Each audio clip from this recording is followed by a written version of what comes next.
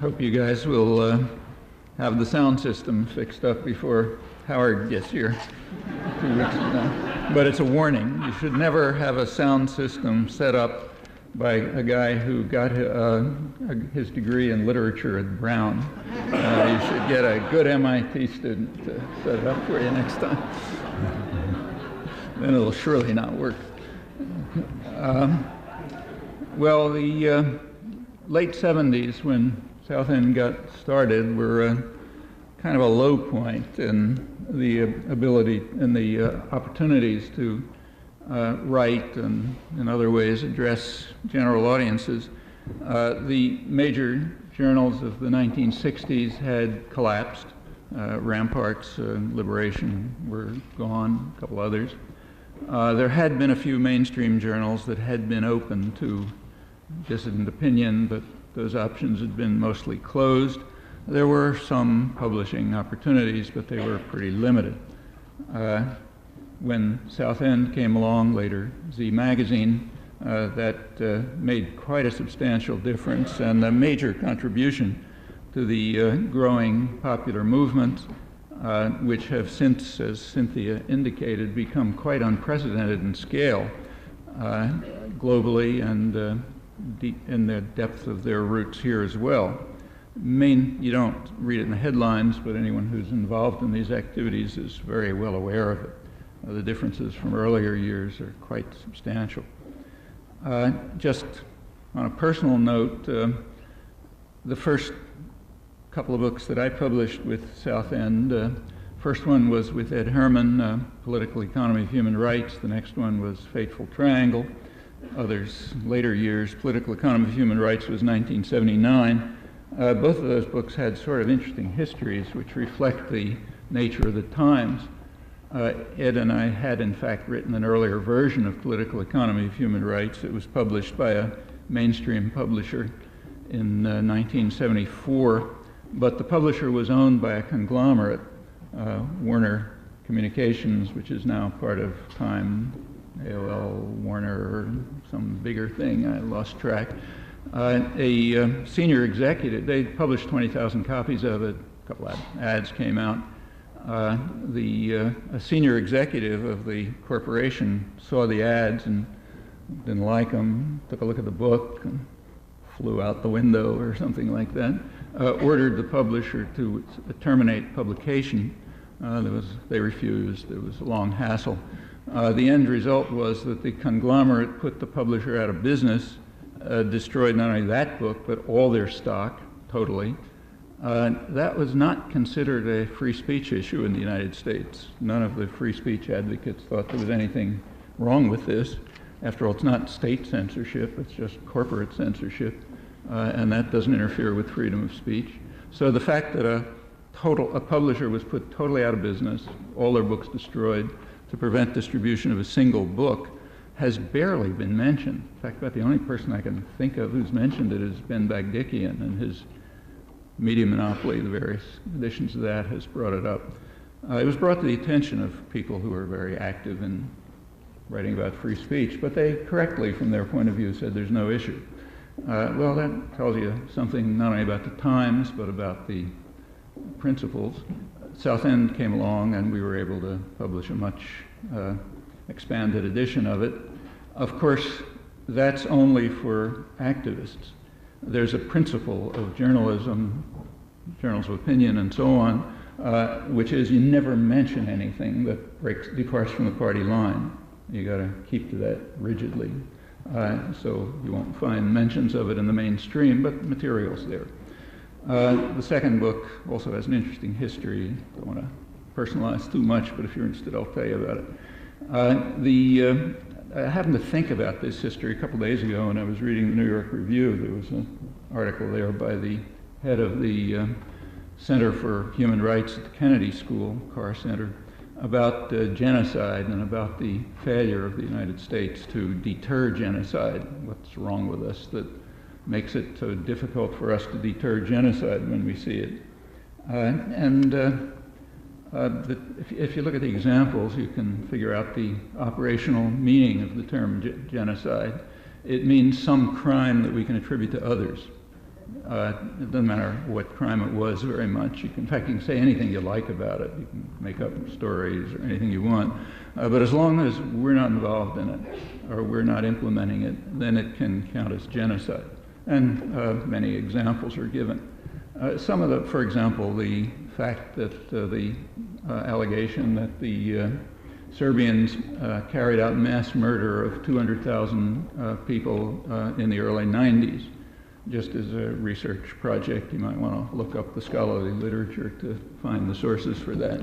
But it really doesn't matter. As long as you're criticizing someone else, it's fine. Don't need any evidence. Say anything you want. And it qualifies as genocide. There are other cases of, just since the number is given, of 200,000 people killed where the evidence is actually much better, but they're not mentioned. One of them, in fact, is discussed in Political Economy of Human Rights. By that time, the United States, and with Britain's help, had succeeded in killing off about 200,000 people in East Timor, but that doesn't count because we did it. So therefore, it doesn't enter the annals of genocide. I don't use the term much myself, but in that case, it may be legitimate. That was maybe a third or a quarter of the population, and it got much worse. Later, the United States and Britain continued to support the slaughter right through the bitter end, mid-September 1999. But that doesn't count because it violates a principle. We were responsible for it consciously with eyes open. Therefore, it couldn't be reported, and it doesn't enter the history of genocide. There was another case which we couldn't mention in that book because it was just about beginning then. We talked about the early stages.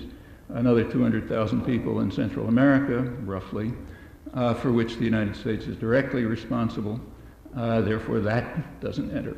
And we can list lots of others. But some do enter when you can claim with whatever evidence, in this case none, that 200,000 people were killed by an official enemy. One case that is discussed in the article where the term genocide is indeed commonly used and with some justification is the case of Cambodia, which we also discussed in that book. And it's discussed, and there the term is perhaps not unreasonable. In fact, there is one governmental study by a government, an independent government, of what happened in Cambodia. As far as I'm aware, the only place where it's ever discussed is in work that Ed and I did. The reason is because of the title, which gives it away. It's called The Decade of Genocide. This was the government of Finland, incidentally, carried out a study of what they called the Decade of Genocide, 1969 to 1979. But since it's the Decade of Genocide, it can't be mentioned. Because that includes the years 1969 to 1975, when the United States was responsible for the atrocities and the massacres. So therefore, that's out. There is a Cambodia Genocide Act passed by Congress, but it is very sharply restricted. Begins mid-April 1975 and ends early January 1979. That is precisely the period when you can't attribute all the atrocities to the United States and its clients. And this article by the head of the Human Rights Center keeps to those conditions. The article does properly refer, it points out correctly that there was no difficulty finding out what was going on at that time. And the author cites the best authority, Charles Twining, who was he was a leading specialist on the topic. He was the top State Department head of, he was the Cambodia watcher in the Bangkok embassy for the State Department and really was the top expert, exactly as the author points out. And you can find out what he wrote, for example, in the book that Ed and I published with South End, where we cited his testimony to Congress and what he and his colleagues were saying. But contrary to what this author says, I don't think there was ever any other citation of what he said at the time. And the reason was that what he was saying was precisely the opposite of what the author attributes to him. He and his colleagues were saying that there is no, in their words, mass genocide, just brutal, rapid change, and lots of deaths from hunger and disease. And contrary to the claim of the author, he doesn't say 2 million. In fact, he says maybe they say maybe tens or hundreds of thousands, the result of brutal rapid change, not mass genocide. Twining also points out that you have to be very, like everyone else who's serious, that you have to be extremely careful in dealing with refugee reports, and makes various other comments which were unacceptable at the time. So the fact is that although he is the top specialist, authors write about that, he was, as far as I'm aware, never mentioned, except in our book. Maybe you can find another mention. So that's, Southend at least made it possible to cite the person who's now recognized as the top specialist, as he should have been, but he's recognized now with the claim that he said the opposite of what he in fact said. You can check it out and see for yourself. That's the fact that the observation by the top U.S. specialists that tens or maybe even hundreds of thousands of people had died from brutal, rapid change, hunger, disease, and so on was not very surprising at the time in the light of the conditions. One high U.S. official predicted in 1975 that about 1 million people would die just from the effects of the U.S. war, which had wiped out the country. The U.S. aid mission, the last one that left, predicted several years of slave labor in order just to reconstitute the destruction. But that's all out of history because of the same principle. It's attributed to the wrong agent. What's in history is what fits. What doesn't matter whether it happened, but as long as it sort of fits the story that's within history. Well, one of the great things about Southend is that it's possible to report what's the information given by State Department intelligence, even if it doesn't happen to fit the party line, which it typically doesn't, incidentally. So that's very good, and there are many other examples like it. I won't talk about the other book, Fateful Triangle, because I don't want to harp on this, but let me just mention that those two books, first ones of mine that happen to be published by Southend, they're both about topics which are right in the headlines now. International terrorism and West Asia, what's called the Middle East, and countries that are committed to a kind of a Eurocentric bias elsewhere in the world. It's called West Asia properly. And of course they're all over the headlines today, both of those topics. Say this morning's front page headlines tell you about new plans for nuclear war fighting, which are justified on the basis of the threat of international terrorism. There are other things that they don't tell you, however. One thing that they don't tell you is that the plans aren't new. In fact, they're old. It's true that they're a little bit modified, but they've been around for a long time, even if the press and the journals decided it wasn't a nice idea to publish them, though they knew about them. The plans were initiated in March 1990, immediately after the fall of the Berlin Wall, which made it very clear that there is no longer any deterrent. Okay, that was the crucial thing that took place when the Berlin Wall fell and sort of the end of the junior superpower.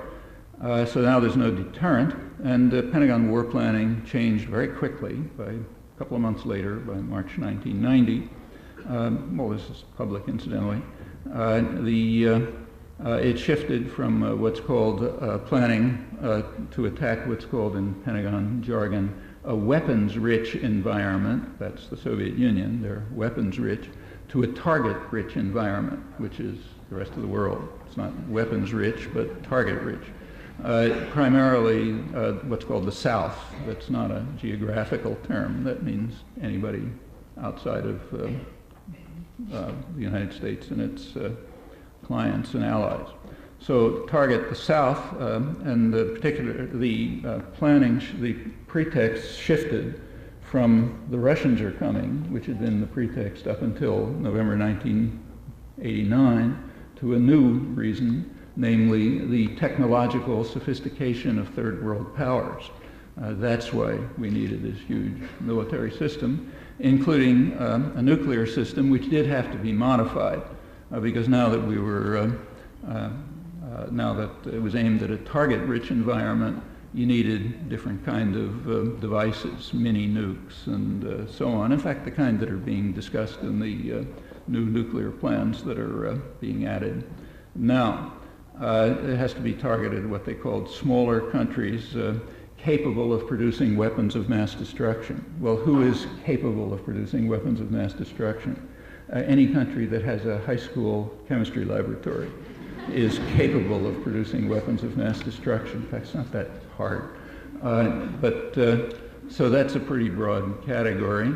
And they're to be targeted with nuclear weapons, including mini nukes. Just to give you the flavor of it from the Clinton years, here's a crucial document. It's called Essentials of Post-Cold War Deterrence, released in 1995. So this isn't Bush and unilateralism and all this business. Here's a couple of quotes. It says the United States is top-level strategic command, the top-level planning agency that deals with nuclear weapons. The U.S. should have available the full range of responses, but nuclear weapons are the most important because, most of these are quotes, because unlike chemical or biological weapons, the extreme destruction from a nuclear explosion is immediate, with few, if any, palliatives to reduce its effect. Then it says, although we are not likely, notice likely, although we're not likely to use nuclear weapons unless than matters of the greatest national importance or in less than extreme circumstances, nuclear weapons always cast a shadow over any crisis or conflict. And therefore, everybody's got to understand that we got them and we're ready to use them. Then it goes on to say that it's important that planners should not be too rational about determining what the opponent values the most, all of which must be targeted. It hurts to portray ourselves as too fully rational and cool-headed. That the United States may become irrational and vindictive if its vital interests are attacked should be part of the national persona we project. It's beneficial for our strategic posture if some elements may appear to be potentially out of control. That sounds familiar. It's not an accident. This is 1995, remember. Then it goes on to say that nuclear weapons seem to be destined to be the centerpiece of U.S. strategic deterrence for the foreseeable future. We must reject a no first use policy, make it clear that our reactions will be response or preemptive. Notice that includes preemptive reaction, which is an interesting concept. We have to reject the stated goal of the Non-Proliferation Treaty and should not agree to what are called negative security assurances that ban the use of nuclear weapons against non-nuclear states that have signed the Non-Proliferation Treaty. These were apparently confirmed by Clinton's internal U.S. nuclear posture. That's the predecessor of the current Rumsfeld one, and subsequent presidential directives. We don't have all the evidence on this because it's recent years and a lot is still classified, but this is what's out, the kind of thing that's out if you want to look at it. And it's not a big secret. You can find it in, I've written about it, and you can find the data if you like. It's true that there's a change. The new programs that are on the front page now do apparently intensify what had already existed, kind of thing I've just quoted. And it is true that it's under the pretext of international terrorism, but I think the word pretext should be stressed. It was going on when there was no pretext of international terrorism. Though it's worth remembering that the reason we, in 1979, that Herman and I talked about state terrorism is because it was one of the major problems of the world. And within a year, 2 years, it had become the centerpiece of U.S. foreign policy. The war on terror, so-called, was declared 20 years ago in very much the same terms it is today, and it's been redeclared periodically since without very much change. The 200,000 corpses in Central America are one of the indices of what that war has meant. Topics which would be discussed, in fact headlined if there was a press or journals that were interested in the topic of the war on terror, for pretty obvious reasons. It's not ancient history. And in fact, the same people are involved who were carrying out the so-called war on terror then. The intensification of the nuclear weapons programs, that's the headlines on the front pages today, is part of a larger story. September 11th was also used as a pretext to sharply escalate other military programs. In my opinion, the most dangerous of them is the militarization of space program, which has also been going on for years. It's under the rubric of missile defense, but whenever you hear the word defense, what you should understand is offense. And in fact, both adversaries and advocates recognize that even the small component called missile defense is an offensive weapon. There's no dispute about that. The goal is quite explicit.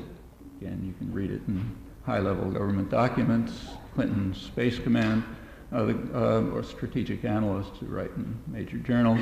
The goal is what they call hegemony, that is protecting U.S. commercial interests and investments, and the analogies given to navies in earlier years, which had the same purpose, but now we go on to the next frontier, space, and that one the U.S. will monopolize, it's assumed, because it's so far ahead that there won't be any competitors. Well, in order to, I won't go into this, but in order to monopolize it, you have to have massive offensive capacities. Everybody realizes this.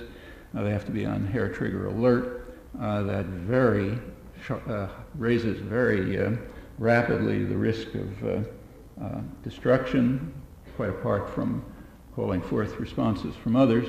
And that's understood. There's no disagreement that all of this raises the risks seriously, just as the current plans do. That's understood too. But it really doesn't matter. In this case, it happens to be total destruction. So like anything goes wrong, it's finished. But it doesn't matter much because hegemony, the announced goal, is much more highly valued than survival under the governing values. Nothing particularly novel about that. It's the scale of the consequences that's novel. Well, that again is what ought to be in the headlines, including the background. It's not new. It's greatly enhanced under the pretext of international terrorism and a very vulgar exploitation of the fear and concern of the population, which offers a kind of window of opportunity to ram through all sorts of programs that powerful systems want to implement but can't if the public's paying attention. It's happening all over the world. What's the connection of all of this to terrorism? Well, approximately zero. There are terrorist threats to the United States. There's no doubt about that, and plenty of terrorist threats to the rest of the world. But just keeping the threats to the United States, they're real. Some of them were on the front pages too in the last couple of days. Here's Xeroxed a couple. New York Times had a front page story on March 7th about a real threat, namely what are called dirty bombs. Probably read that. Radioactive materials that are in wide use in the United States could be turned into, at least theoretically, it's not easy to do in practice, but could in principle be turned into weapons of terror that might kill few people, but even though only a few people would be killed, they would spread panic and produce severe economic damage. What they're talking about is bars of radioactive cobalt, which are used to irradiate food and medical devices and various other things like that. And they say that that could leave, if anybody could figure out how to distribute that stuff, say, over New York City, which is not, apparently isn't impossible in principle, it would leave wide areas with radiation levels which are above EPA limits, and that would cause, though not many deaths, would cause panic and a lot of problems. So that's a real weapon of terror. Well, how does, say, missile defense or nuclear weapons deal with that? Well, you can figure it out. And there are plenty of other dangers of that kind, but they're not addressed by the new military systems, nor are they intended to be.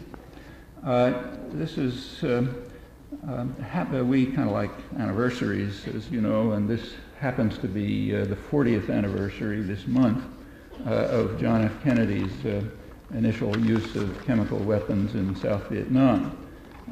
The authorization of chemical weapons in South Vietnam was actually earlier. It was November 1961. It was in November 1961 that the client regime, using U.S. helicopters, was equipped with facilities for for chemical warfare. And in March 1962, so that's just 40 years, it was publicly announced that U.S. pilots were flying planes that were involved in strafing and combat missions against the South Vietnamese. The goal was to destroy the economy and social fabric of areas where the population was resisting the regime that the United States had installed, the client regime. There was no pretense of anybody else around except South Vietnamese. Also at that same time, around March 62, Kennedy started clandestine operations against North Vietnam, but that was kind of like a fringe operation. The attack was mainly against the South. By 1962, U.S. air and firepower in South Vietnam exceeded the peak that had been reached by France in its war against Indochina to try to recover it 10 years earlier, which the U.S. had indeed backed. And occasionally there's some mention of this. Boston Globe, as far as I'm aware, the only newspaper in the United States. I had a friend do a database search on this. The only one he could find that mentioned wire service reports. There are a lot of wire service reports that came out this month about a meeting going on in Vietnam where one of the leading U.S. specialists on the topic, a professor at of the School of Public Health at the University of Texas, released his studies on blood tests of people in South Vietnam who were living near areas where the U.S. had used chemical warfare, Agent Orange, intensively, and found dioxin levels about 200 times above the average, what he called startlingly high levels of cancer-causing dioxin. Well, this is only South Vietnam, incidentally. North Vietnam was spared this particular atrocity. But although it's front-page news that somebody might figure out a way to cause few deaths but a lot of panic in the United States with chemical weapons, it's no news at all that we're now commemorating the 40th anniversary of our massive use of chemical warfare with unknown consequences against South Vietnam, one part of a extremely murderous war, which also doesn't enter the discussion of genocide. Notice it's never mentioned. Again, on the same principle, wrong agent, therefore a wrong story. What's the scale of the deaths just from cancer and birth deformities and so on in South Vietnam? Well, nobody knows, because another principle is you don't investigate your own crimes. You only make claims about other people's crimes and posture grandly about how awful they are and how marvelous we are. So nothing's known in detail, but there has been some reporting.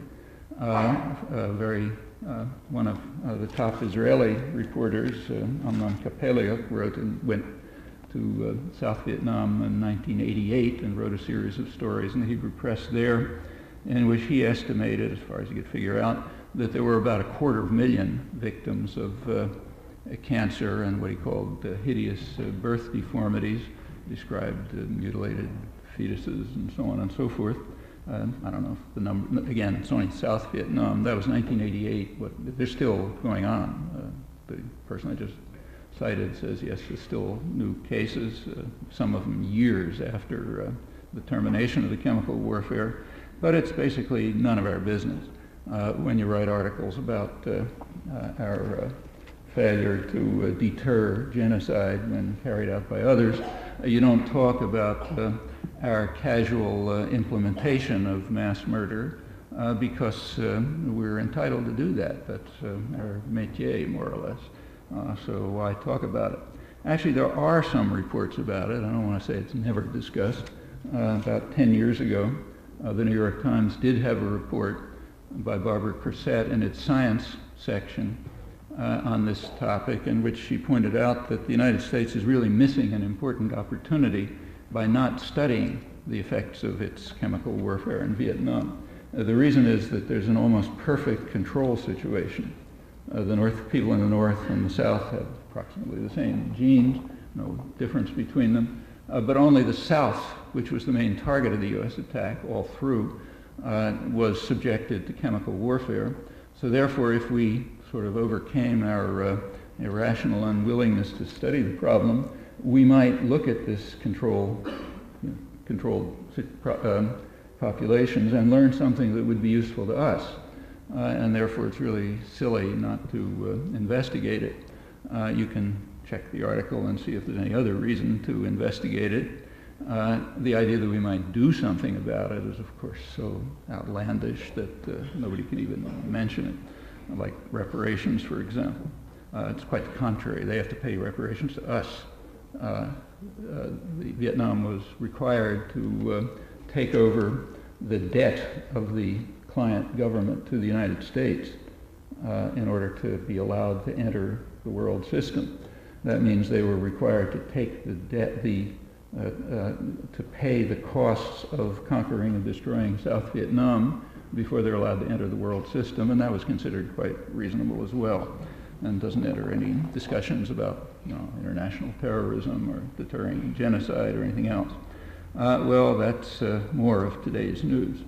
The Globe mentioned it in the World News Briefs. So if you do a database check, you won't find it, because I guess that's not, doesn't seem to be indexed, at least my friend couldn't find it. But there were a few lines there. That's nice. These events do tell us something important, well, many things, but one of the things they indicate to us is how much things have changed.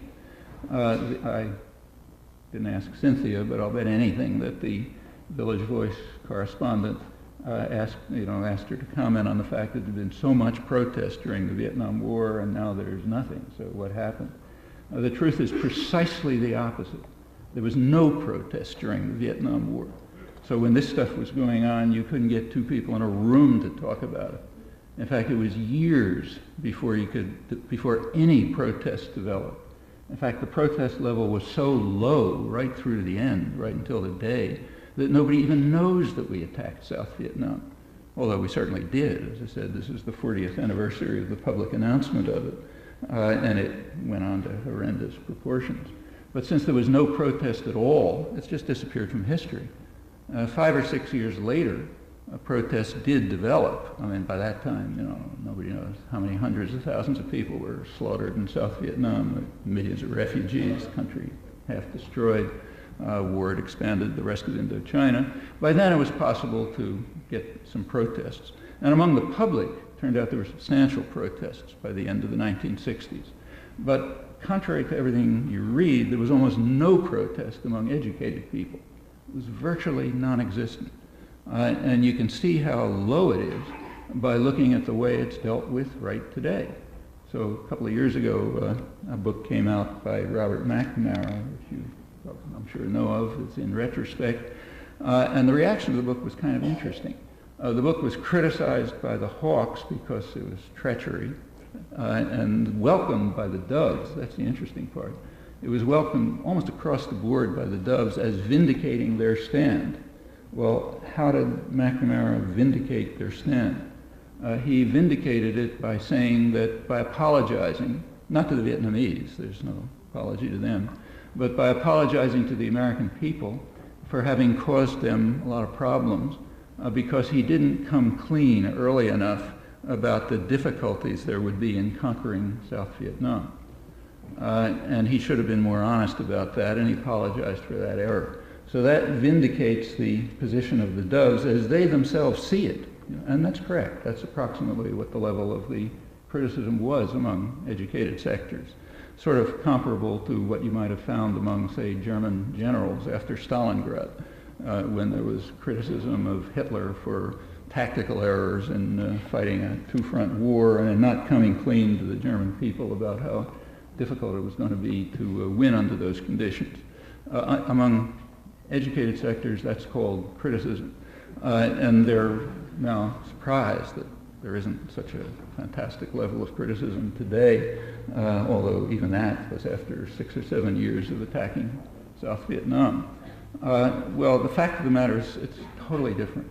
The 60s had a civilizing effect on the general population, and no president could dream of doing what Kennedy could easily get away with 40 years ago, or what could even be done 20 years ago. There's just way too much opposition. It's much deeper, it's much broadly spread through the population, right through the mainstream, and that's a serious impediment to violence. Not anywhere near enough, but it's certainly better than it was in the past. In fact, I can't remember any time, at least where there's been so much protest over involving an international conflict at anything like a comparable stage. Certainly the Vietnam War was radically different. Well, let's turn to the current, other aspects of the current situation.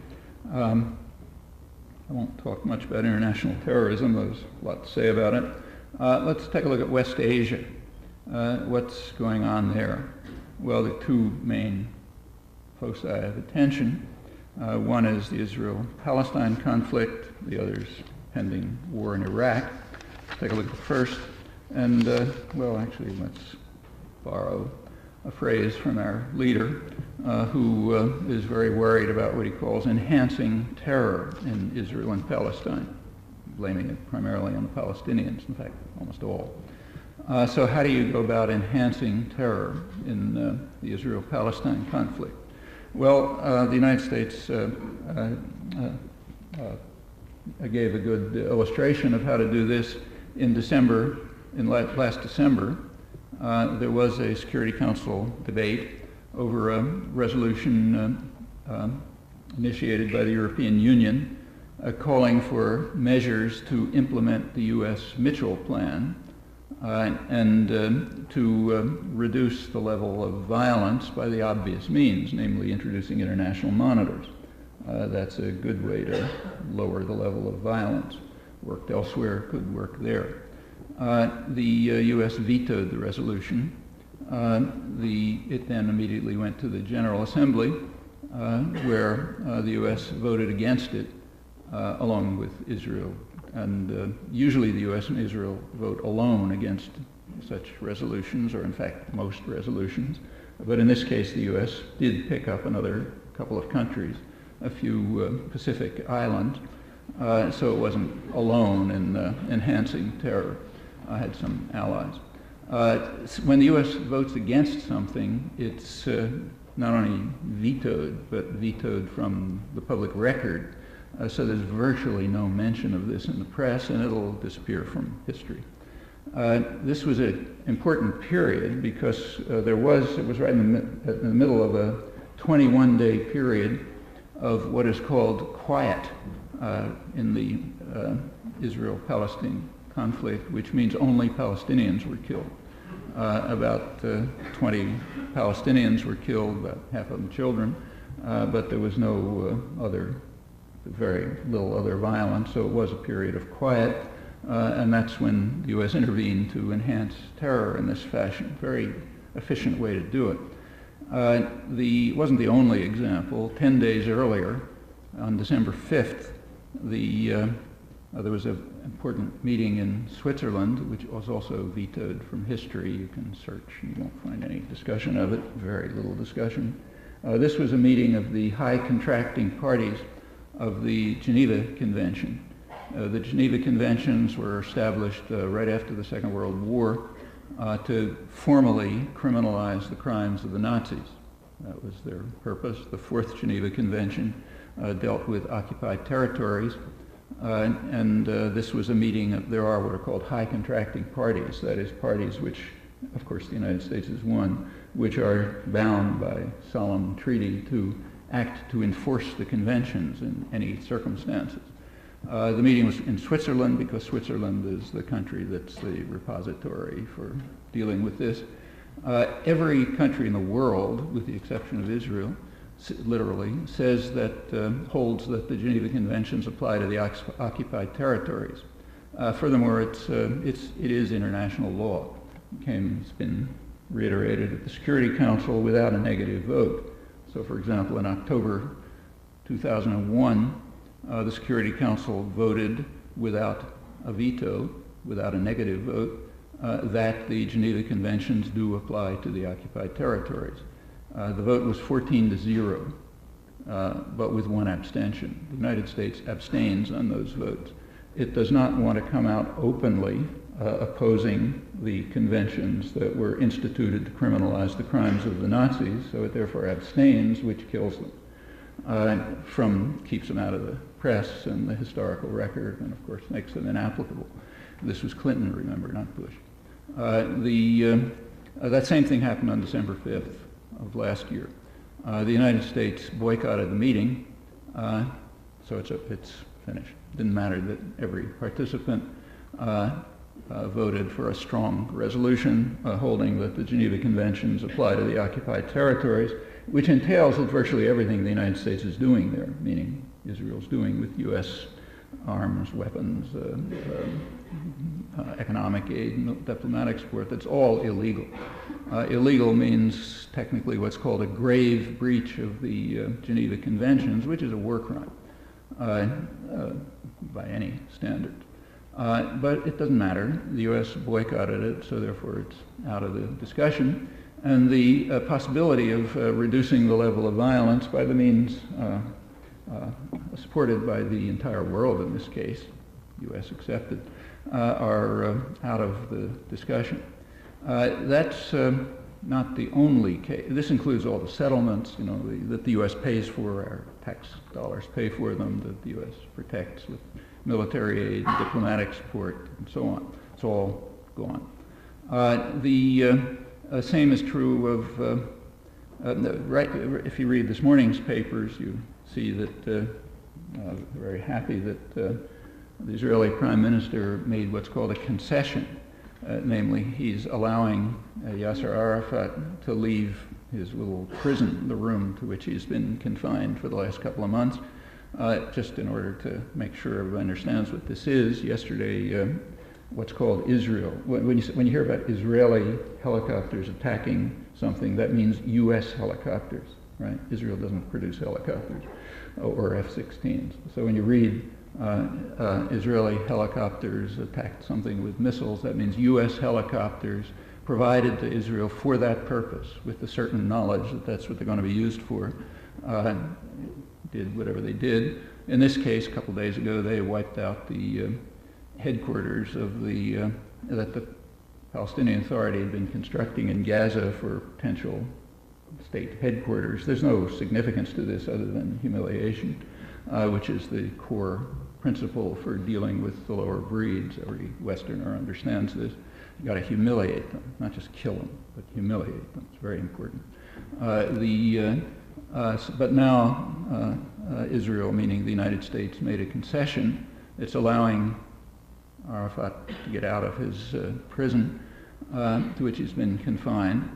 The reason for letting him out is allegedly that they arrested some people who Israel wants them to arrest for killing an Israeli minister, Minister Ze'evi, tourist minister. That's considered a crime. Of course, it is a crime. And the crime is not absolved by the fact that it was retaliation for an earlier crime, a couple of weeks earlier, namely the murder of Abu Ali Mustafa, who was the first political leader, pure, straight political leader, to have been purposely assassinated in this conflict. He was assassinated by what's called an Israeli helicopter, meaning a U.S. helicopter, which killed him and introduced straight political assassination for the first time. Ze'evi was a retaliation. But the Abu Ali Mustafa assassination isn't a crime. In fact, you might explore to see how that's been covered here. It's not a crime, and nobody is confined to his room because he didn't arrest the people responsible for that crime, which obviously wouldn't make any sense anyway, because everyone knows who's responsible. They're sitting in the White House and in the government offices in Tel Aviv, so you don't have to confine them to any rooms. You know exactly who they are. It's not a question. You don't have to search for them. But it doesn't count on the same principles that I've been mentioning. Who sent the helicopters? Well, for that we can primarily credit Bill Clinton, although Bush has been continuing too. Just to remind you, the current conflict, the Al-Aqsa Intifada, actually began on September 29th of the year 2000. I'm virtually quoting the U.S. Mitchell report at this point, when the Israeli government, at the day after Sharon had entered the Al-Aqsa compound, the mosque, with a big entourage of military as a pure provocation and no other purpose. The day after that, Prime Minister Barak the next day was a Friday, the day of prayers, surrounded it with about 1,000 soldiers, and when people came out of the mosque and some kids started throwing stones, they shot at them. Before it was over, half a dozen people were killed, and that took off from there. On the first day, October 1st, September 30th, October 1st, October 2nd, Israel began using U.S. helicopters to attack civilian targets, apartment complexes, others, killing a couple dozen people. On October 3rd, Clinton made the biggest deal in a decade to send Israel new helicopters, biggest deal in a decade, including spare parts for Apache attack helicopters that had been sent a couple of weeks earlier. Well, that's a terrific way of enhancing terror. I mean, as soon as our client starts using our helicopters there was no Palestinian fire at that time. It was just stone throwing. But as soon as our client state, offshore military base, starts using our attack helicopters to murder civilians, the way to enhance terror is obviously to send them more. Well, that's the government. The press can also cooperate in enhancing terror, namely by not reporting it, and they didn't. So if you check, you discover that although there's perfectly public knowledge, like reading the Israeli press or the military journals and so on, the press refused to report it. Notice, I'm not saying failed to report it, but rather refused, because it was specifically brought to the attention of editors of leading journals, and they essentially said this is not the right story. So to this day, it hasn't been reported except, in the dissident press. Bush continued when he came into office, and so you have what are called Israeli helicopters, meaning our helicopters, carrying out assassinations and other atrocities, including the Abu Ali Mustafa murder. How many have there been? Well, according to the Israeli press, they say 48 people have been assassinated, liquidated, they say, without a trial, and another 26 happened to be killed who were at the site of the liquidations. The Palestinian Human Rights Group gives the figure of 66, but let's keep to the Israeli figures. So 48 killed and 26 others just happened to be around. There were more yesterday, incidentally, so it goes on.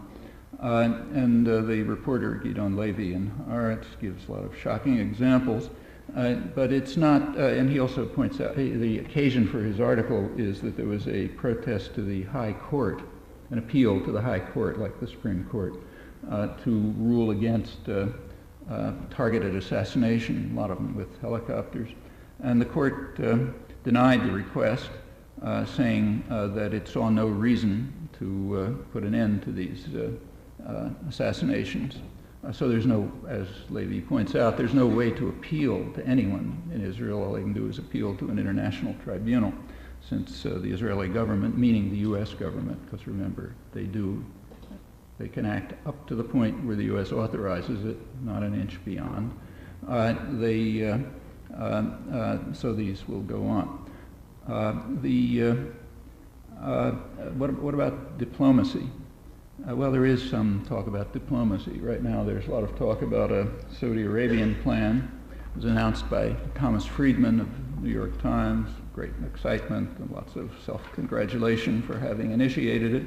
And as he and others pointed out, at last, for the first time, the Arabs are willing to make peace. There's been a lot of reporting about this. Some of the reporting, including the Globe, which has one of the best reporters in the region, did point out, and they're right to do so, that this is sort of similar to a plan that Saudi Arabia put forth in 1981, the FAD plan. In fact, it's virtually identical to it. But that plan, according to the reports, was killed by the Arab states who didn't want to make peace with Israel. Well, that's not quite exact, so I'll just quote from the second book that Southend was nice enough to publish for me, Fateful Triangle. This is 1983, right after the first plan came along. Here's what actually happened. Try to search for it in the press. Shimon Peres, the leading dove, said that the Saudi Arabian plan threatened Israel's very existence. The Labor Party's official newspaper said that the Israeli government, in reaction to the Saudi peace plan, had sent military aircrafts over Saudi Arabia, effectively warning the United States that if the United States showed any interest in this plan, they'd blow up the oil fields. So it's a threat to the United States with U.S. Phantom jets, incidentally. That's not an unusual conjuncture that's been going on for a while. They didn't have to worry about it because the U.S. wasn't going to allow the plan anyway, but they were worried. The Labor Party journal described this Israeli reaction as so irrational as to cause foreign intelligence services to get out of their files their plans about Israeli bombing of the Saudi oil fields. Amos Elon, a very distinguished correspondent, described it as shocking, the Israeli reaction as shocking, frightening, if not downright despair-producing. And similar comments go over to the center-right. Yoel Marcus condemned what he called the frightened, almost hysterical response to the Saudi plan. He said it's a grave mistake. Claimed Chaim Herzog, Labor dove, he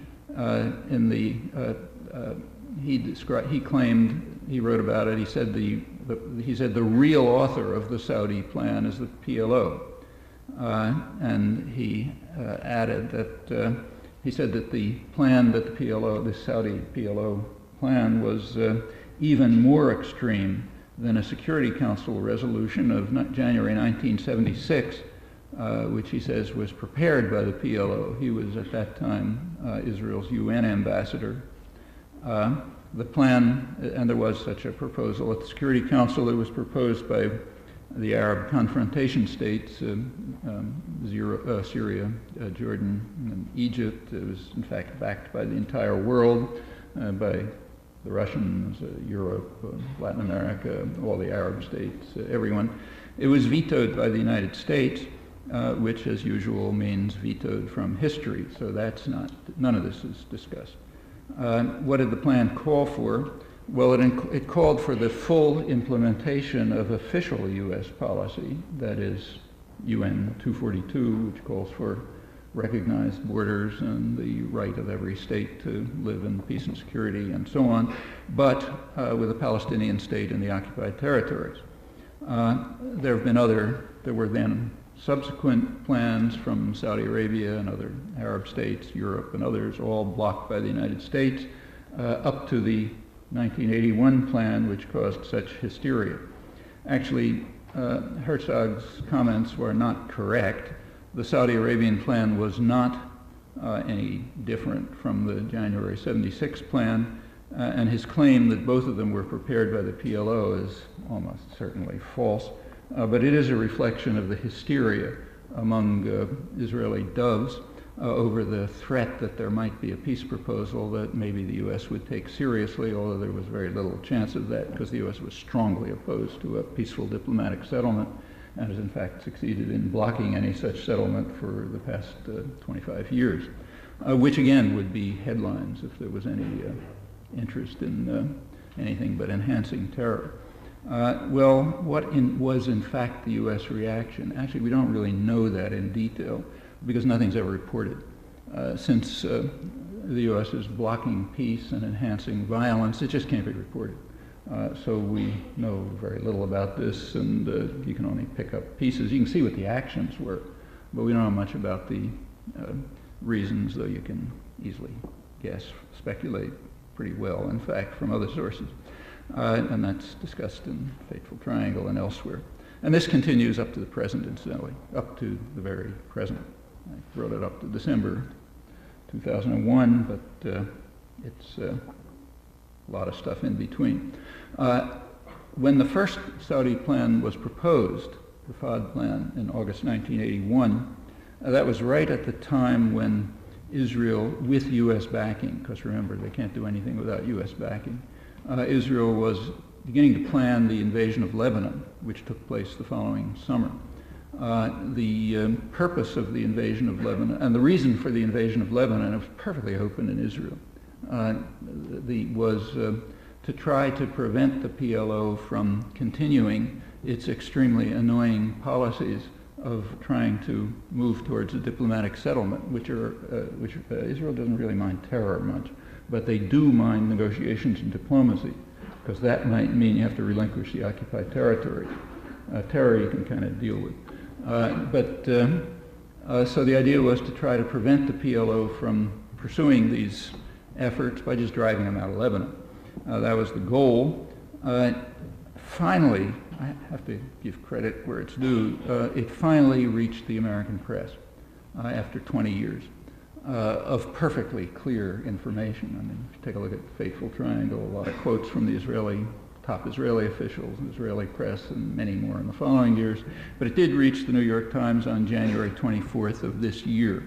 The James Bennett has an article in which he points out accurately that the Israeli government's goal in invading Lebanon, and incidentally killing about 20,000 people, the goal was to install a friendly regime and destroy Mr. Arafat's Palestine Liberation Organization. That, the theory went, would help persuade Palestinians to accept Israeli rule in the West Bank and Gaza Strip. That's accurate. And it's nice that after 20 years it finally made it to a kind of a, line inside a story which nobody will notice, but at least it's there. So now we can quote the New York Times. We don't have to quote massive documentation from the Israeli press and journals and the dissident press here. All of that's, notice that that's a textbook illustration of international terrorism, right? It's the use of force to try to attain political goals by intimidation and fear. Actually, it goes way beyond international terrorism. It's a war crime for which you have Nuremberg trials, but it's at least international terrorism. In fact, a major case of it. Backing by the United States all the way right to the present. It's also worth noticing another improvement, namely Thomas Friedman. In the early 1980s, he was the New York Times correspondent in Jerusalem, the mid-80s, and there, he was regularly, he reads Hebrew, he was regularly reading headlines in the Israeli Hebrew press, mainstream press, saying, Arafat calls for negotiations, Paris says no.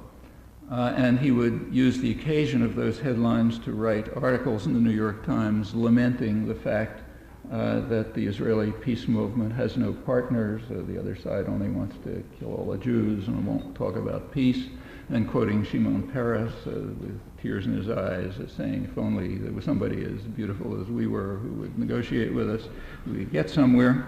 The New York Times and other newspapers, almost all other newspapers, simply refused to print any of this. They would not print any of the offers that were coming because it just tells you too much about the truth. In 1988, Friedman won the Pulitzer Prize for the excellence of his reporting from Jerusalem. I happened to be in Israel at the time that he got the prize, and I read the interviews he was giving in the Hebrew press, which I think was mostly ridiculing him, I don't think he realized it.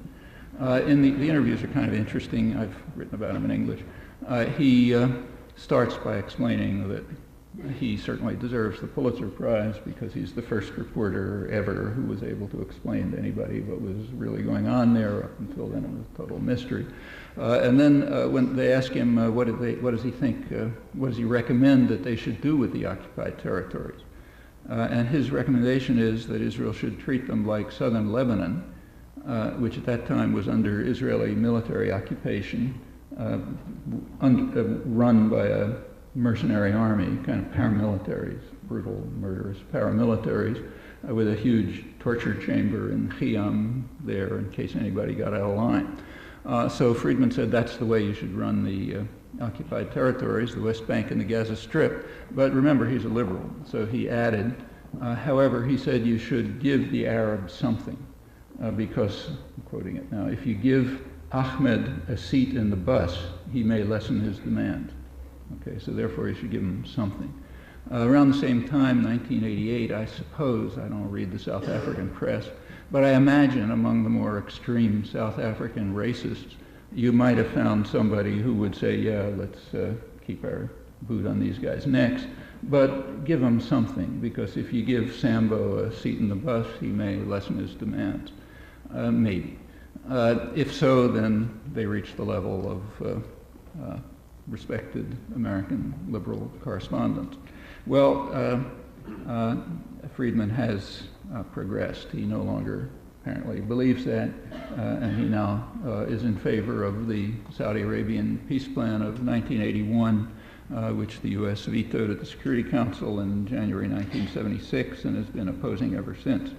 Well, that's just a sample of what ought to appear in the press if we want to understand what's going on there, small sample. And unless we're willing to face realities like that, there's no point even pretending to be talking about what's happening. Well, that's one aspect of West Asia. What about, I'll end with the next one, what about the axis of evil, the next phase in the war of terror? First question is why George Bush's speechwriters decided to pick that phrase, axis of evil. Well, you know, here, remember, this is just speculation. We don't have internal deliberation, so I'll speculate. I presume the reason for using the word evil is because it plays to the domestic audience. At least you can reduce them to the level of children reading fairy tales. So if you can sort of frighten people enough so they kind of huddle under the shadow of the heroic leader, maybe you can get them to think that the hero, semi-divine hero, is protecting them from evil, you know, like you remember when you were a kid. Or ancient epics, although they at least have the literary quality. It's different from the plagiarism. And it's very important to do that because you have to somehow prevent people from watching the attack against them that's being launched by the administration, which is very serious. It's serious on just straight economic grounds, but even more serious if you think of the other plans, like the militarization plans or the plans to destroy the environment, all of which may really literally bring the species to an end. But you certainly don't want people to pay attention to that, or the tax cuts for the rich, or the Enron scandal, or you know the other methods or the efforts to silence domestic independence. None of this is proper to look at. And the best way to keep people from looking at it is to have them huddling in terror. So there's big evil out there. I assume the same is true about this escapade that's going on in the Philippines. I mean, I imagine that the Pentagon has the resources to overcome a couple of dozen criminals who are running around some island off the Philippines. That sounds like a plausible conjecture. When it has nothing to do with international terrorism. The reason the Philippine Army can't do it is probably because they're so involved in the same criminal activities that they're corrupt and they can't manage it. But I imagine maybe mini nukes or something, they can handle this. And when they do it, it'll be possible for the hero to stand up and read the words written by his speechwriters, which say how we've overcome evil again and we can now rest a little more safe, but crucially don't pay attention to what we're doing to you. So I assume all this is for domestic consumption. What about the axis? Well, you know, I suppose the people who wrote the words know, even if Bush doesn't know what the word axis refers to. There was an axis, but it surely doesn't apply to Iran and Iraq and North Korea. I mean, Iran and Iraq have been at war for 20 years, and North Korea's got nothing to do with it. So whatever it is, it's not an axis. But again, that has the kind of right flavor. It suggests the Nazis and, you know, German troops marching all over the world and so on. Of the whole axis of evil, there's one component of it which may actually be implemented, namely an attack on Iraq. And there are reasons for that, reasons which have nothing, we know for certain that the reasons have nothing to do with Saddam Hussein's crimes. The reason we know that is that during the period of his worst crimes, by far, the U.S. and Britain were supporting him and continued to support him right through the atrocities and afterwards for several years because they didn't care. That included his development of weapons of mass destruction with the assistance of U.S. and British aid, dual technology assistance, which could be applied to weapons of mass destruction as they knew. And back at that time, in the late 80s, he really was a threat, much more so than now. You know, now Iraq's very much weakened, but then it was a real threat. So we know for certain that can't be the reason. I mean, you'll hear over and over again, as you've been hearing for a long time, that we can't let this guy survive because the ultimate criminal, you know, did all these terrible things, gassed his own people, etc. All of which is true, just missing three little words, namely, with our support, you know, which continued. So whatever the reasons may be, it's not those reasons that we can be confident about. What are the reasons? Well, it's not very hard to figure out. Iraq has the second largest oil reserves in the world after Saudi Arabia. You'd be quite confident that one way or another, the U.S. is going to act to regain control over those oil reserves and their distribution and sale, and to deny them to adversaries. At the moment, France and Russia have kind of like a privileged access to them, along with Dick Cheney and his company, incidentally. But the U.S. doesn't have privileged access to them and control over them. So something will be done to rectify that. And it's possible that they think that this is this is an opportunity to somehow achieve this.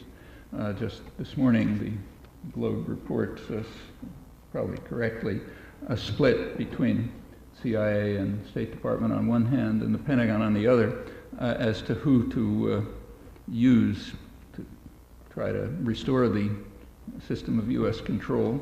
The CIA and the State Department are dealing with Iraqi generals who in fact include the ones responsible for the Halabja chemical warfare and other atrocities. But that's okay, because remember, it really wasn't the atrocities or the development of weapons of mass destruction that was a problem. It was disobedience. It's a real problem. So that part of the story could be accurate. The countries of the region are very concerned about it.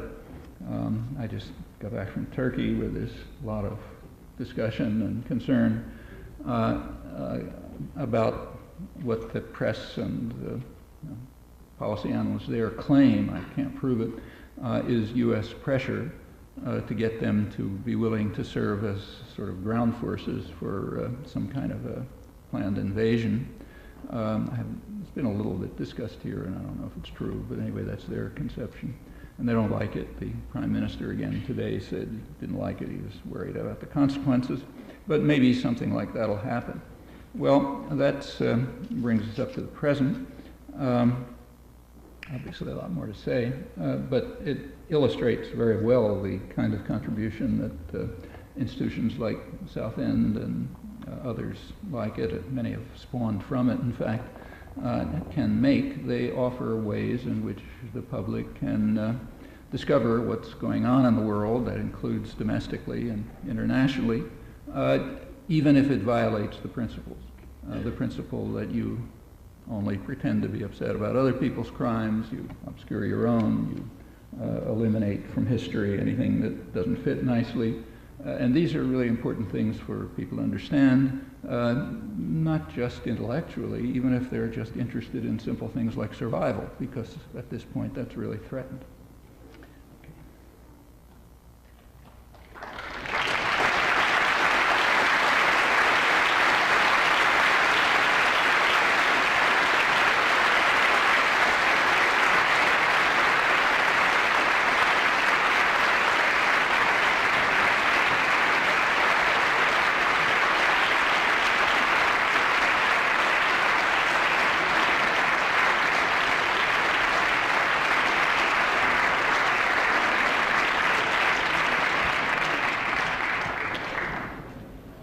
Okay.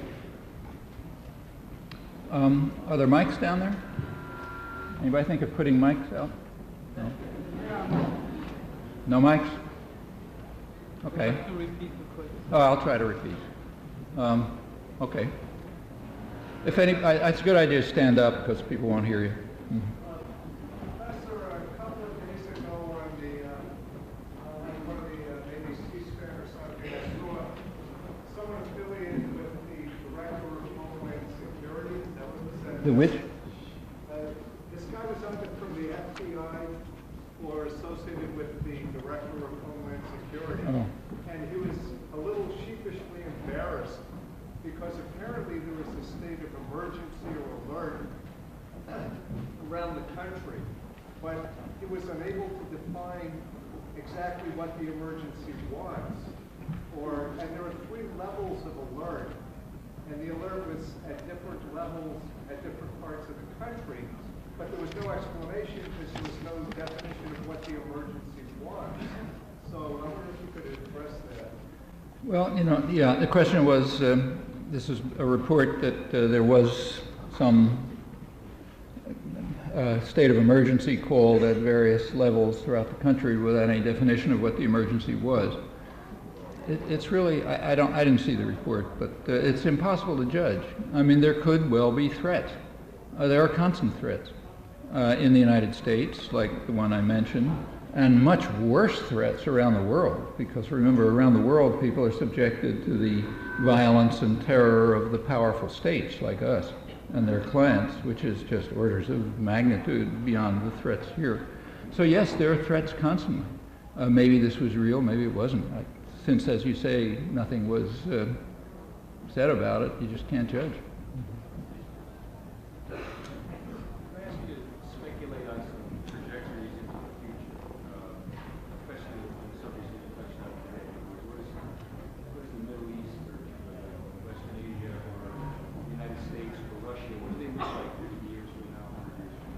So what do the United States look, or Russia or others look like 50 years from now in West Asia? Nobody can say a word about that. I mean, the record of prediction in human affairs is grotesque. You can't predict the behavior of insects. You can't predict tomorrow's weather. To predict anything like human affairs is just totally hopeless. And there's one very good reason for that, over and above insects. Is that it depends on what people decide to do. It's very much a matter of will and choice. So what you, for example, decide to do will make a difference. And since nobody knows what you're going to do, or many other people like you can't predict what will happen. Now, those are not questions for it's just idle speculation. It's useless. It's a matter of deciding what you want them to look like 50 years from now and doing something about it. Could you address the need, if there is any at all, after December 11th, for any kind of curtailing of civil liberties, and what do you see the repercussions of the Patriot Act and the fervent patriotism of nationalism that we're experiencing? Well, the purpose of the Patriot Act and other things like it, and the effect of them, is pretty clear. It's to try to subdue the public so that powerful sectors can ram through their own programs. Okay? So it would have been impossible to push through things like, you just name it. I mean, capital gains taxes, increased militarization of space, what's called trade enhancement legislation, fast track. You just couldn't push those things through unless the public was subdued by demands that you be patriotic while we'll go ahead and do whatever we want and won't be patriotic. So the fear of the public and their quite plausible concern has been exploited for this purpose, not just in the United States. I mean, that's worldwide. Almost every country you look at, something similar is happening. Because everyone understood right away, every harsh, repressive force in the world recognized instantly that they've got a window of opportunity. And it takes different forms in different countries. Like in Russia, it means intensifying the atrocities in Chechnya. In the more democratic societies like the United States or England or whatever, it means, you know, protection against terrorism acts which try to shut people up so you can do what you want. But that's the immediate effect. On the other hand, would it be justified to have some curtailment of civil liberties? Well, maybe. Like, I don't have any objection to going through security at airlines, say. Incidentally, you might ask yourself a question about how effective those security systems are at the airlines. Just imagine that some terrorist were actually caught at Logan Airport. Okay, would you read about it? Yeah, there'd be a headline on the front page of the next day's newspaper. Okay, just now ask yourself a simple question. How often have you read headlines like that? Anywhere, you know. In fact, has anybody been ever caught by a security system? Maybe, you know, I don't know. But I think if so, it's statistically so insignificant that it's probably non-existent. Although there's a huge you know, effort and cost to individuals on it. So you can ask some serious questions about just what's going on. On the other hand, at least for myself, I don't see any objection to it. You know, I think it's right. It's a curtailment of civil liberties, but maybe a justified one. Like, I don't want to get blown up if I'm in an airplane. Yeah. I'd like to hear your thoughts about the now unit dropped in the World Conference Against Racism in Durban, and along with your comments in general about it, in particular about the role and significance of new agents that emerged there. Well, that was a feature. Yeah, could you hear? Oh, the question was about the World Conference Against Racism in Durban, and the Jew hatred was the phrase used that emerged there.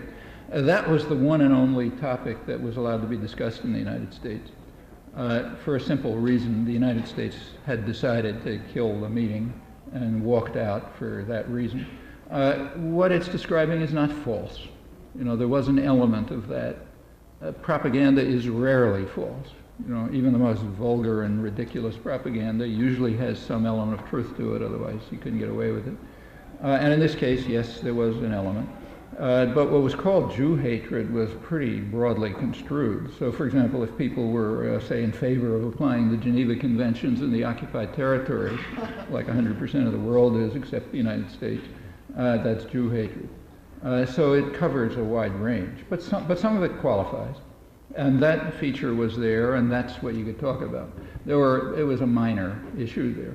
There were many much more serious issues, like caste prejudice, which is a huge problem. You know, in countries like India, for example, it's a horror story. Prejudice against women, which is terribly serious. Straight outright racism, you know, slavery, you know, a lot of topics came up. But they're not, you know, they don't pass through the filter for proper story. The outcome, the way in which the U.S. succeeded in not just the U.S., you know, West pretty generally, but the U.S. in the lead, succeeded in marginalizing all of this was very strongly deplored all over the world. I mean, even by the UN High Commissioner for Human Rights, Mary Robinson, and it was not very pretty. But yes, that element was in there, and it was used as an excuse for essentially undermining the meetings. It was also condemned by Human Rights Watch, the reaction. I was hoping you could comment a little bit about how Colombia fits into the war on terrorism. I know it was mentioned early on as one of the potential places that it could be expanded to. I don't know what the current state of U.S. intervention is or how they're looking to increase it. Well, what about Colombia was the question.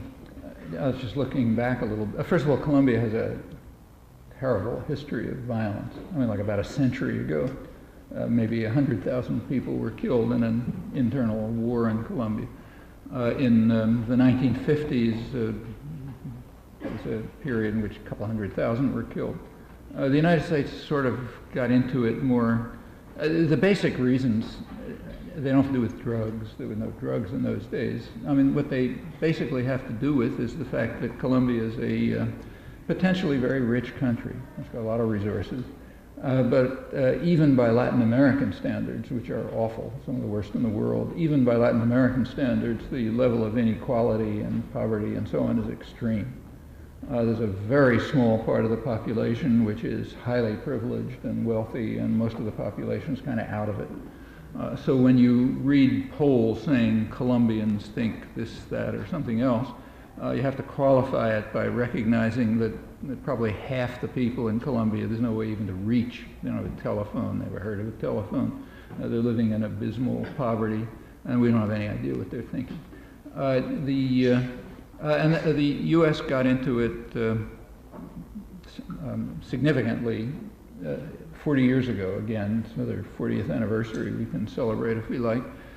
40 years ago, Kennedy, as part of his general program of enhancing violence throughout Latin America, what was called counterinsurgency, sent a special forces mission to Colombia, headed by a Green Beret general, which gave the Colombian army advice on how to deal with what they call terrorism, insurgencies. And the advice was to use paramilitaries. That makes sense. It always makes sense to farm out brutalities to paramilitaries rather than to carry them out yourself. Everybody does this. So to use paramilitaries and to train them to use terror. That was the word used. So the Colombian army was advised to resort to paramilitary terror against, I'm quoting it now, known communist proponents.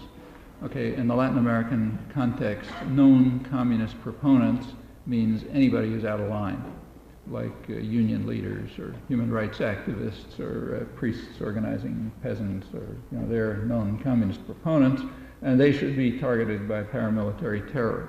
Well, you read Colombian Army training manuals; they do change at that point, to talk about the need to fight a dedicated war against the civilian population. This was happening all over Latin America, incidentally.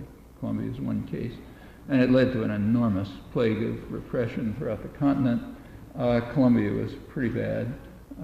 The guerrillas did try in 1985. They were offered. There were a lot of fluctuations up and back. In 1985, there was a kind of relaxation, and they were offered an opportunity to enter the political system, which they did. They started a political party, Patriotic Union Party, which ran for elections, mayors, presidential candidates. Didn't last very long because they were mostly assassinated. About 3,500 or so activists were just killed by the military and the paramilitary associates, including presidential candidates, mayors, and so on. So that party's sort of gone. By 1990, Colombia had the worst human rights record in the hemisphere, not only because its record was getting worse, but because the atrocities in El Salvador and Guatemala were declining, since there they had already been successful in crushing domestic resistance. That's what's called here the war against terror, namely enhancing terror. Colombia got the worst. Since then, Colombia has had the worst human rights record in the hemisphere. It's also had the highest military aid and military training, in fact, more than the rest of the hemisphere put together. In 1999, it reached the highest level in the world, replacing Turkey. This is aside from Israel and Egypt, separate category. But it was replaced Turkey. The reason was that Turkey, which had carried out monstrous atrocities in the southeast, thanks to our tax dollars again, Clinton was pouring arms into Turkey as the atrocities escalated. But by 1999, they sort of controlled it. Actually, I just came back from there and saw some of the consequences firsthand, but it was well known. And Colombia went in first place because they haven't suppressed the insurgency. And it's now escalating. Clinton's Plan Colombia added a big shot in the arm to the military and the paramilitaries who work very closely with them. Even the State Department describes them as responsible for the large majority of the atrocities, which is incidentally not to say that the guerrillas are nice guys. There's very little positive that you can say about them. But if you look at the distribution of atrocities or of drugs, it's mostly the military and the paramilitary. But the military aid is going to target the guerrillas, okay, not the paramilitaries or the military. Obviously, they're getting the aid. And now it's probably going to go up. The pretext is a drug war. but it's a very thin pretext. I mean, if this was drug war, they'd be going, first of all, if they were trying to eliminate drug production, they'd be going after the paramilitaries. I mean, they themselves say publicly on television that they're getting 70% of their income from drugs. But if you notice, none of the military aid is going to do anything against them. And they're responsible for most of the atrocities. And you can't go against them because they're too closely linked to the military, which we're aiding. Furthermore, there's a lingering question in the background, and that is what right the United States has, even if it wanted to go after peasants who are producing coca in Colombia. Do we have any right to do that? Like, do they have a right to kill farmers in Kentucky and Tennessee, let's say, or North Carolina for growing tobacco, which ends up being sold as tobacco products that are far more lethal than cocaine? But are they allowed to bomb North Carolina? So, no, it's outlandish. So even if you think that even if you believe that the purpose is to, say, fumigate coca fields, it just goes back to another question. Is anybody authorized to do that in some other country? Well, obviously not. We consider it outrageous if anything like that happened, except if we were doing it. So the whole question, and besides which, it just doesn't have anything to do with it. I mean, if the problem of drugs is here, it's not in Colombia, and everybody knows how to deal with it. The problem, it's a serious problem. It's not as serious as tobacco or alcohol, but it's serious. And the way to deal with it is agreed on. There isn't even any disagreement about it. It's prevention and treatment, which is much less expensive and much more cost effective. But the money is going into something else for other reasons, which would be illegitimate even if those were the reasons. It's very likely that the war will escalate with atrocities on both sides, and the people in the middle suffering. A lot of the population just wants to be left alone. There are local communities, Afro-Colombian communities, peasant communities, others, which just don't want to be attacked by anybody, not surprisingly. They don't like any of them. Just go away, leave us alone. And maybe progress could be made in those directions. A lot of things are happening domestically in Colombia which could be supported if there was any interest in lowering the level of atrocities and dealing with the fundamental problem, which is a deep problem of inequality and oppression. As long as that lasts, there's not going to be any solution. Yeah. I'm curious why the U.S. is interested in controlling Iraqi oil reserves today and what the 80s was a valid reason for that. So why is the U.S. interested in controlling Iraqi oil today but not in the 80s? Well, for one thing, in the 80s, I don't recall the exact numbers, but I think most of the oil was going through U.S. and British corporations. But at that point, the United States had a special interest. I mean, the reason that the U.S. and Britain and others were supporting Saddam Hussein was he was a weapon against Iran. Okay, there was a war going on, major war, and probably the U.S. just kind of wanted them to kill each other. So if you look at the arms flow, it was actually going to both sides. Just let them kill each other off, and because we don't like either of you. Sooner or later, incidentally, the United States does not need that oil. In fact, the U.S. could get along without Middle East oil altogether. And if you look at U.S. intelligence projections about, oil dependence in the coming, say, 10 or 15 years, they focus on the Western Hemisphere, which has substantial oil reserves. In fact, the U.S. was trying to control Middle East oil even when it didn't use a drop of it.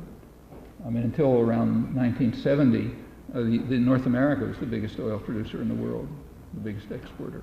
And since then, Venezuela has been the major exporter to the United States, and there are others.